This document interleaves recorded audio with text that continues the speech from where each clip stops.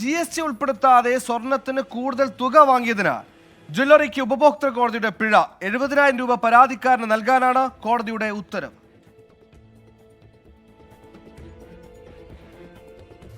സഹോദരന്റെ മകളുടെ വിവാഹത്തിന് സമ്മാനമായി നൽകാൻ പൊതുപ്രവർത്തകനായ KN രാമദാസ് നൽകിയ അരപ്പവൻ മോതിരത്തിനാണ് GST ഉൾപ്പെടുത്താതെ കണക്കിൽപ്പെടാത്ത തുക കൂടുതലായി വാങ്ങിയത്.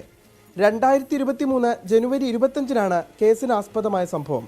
ഇപ്പോൾ നിലവിൽ GST വകുപ്പിൻ്റെ അന്വേഷണം നടന്നുകൊണ്ടിരിക്കുകയാണ്. അപ്പോഴാണ് നമുക്ക് അനുകൂലമായിട്ടുള്ള കോടതി വിധി ഇപ്പോൾ വന്നത്.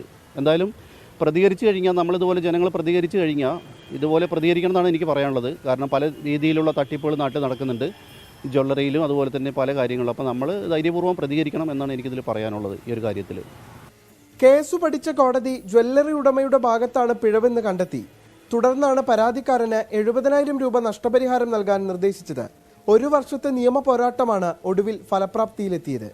24 പാലക്കാട്.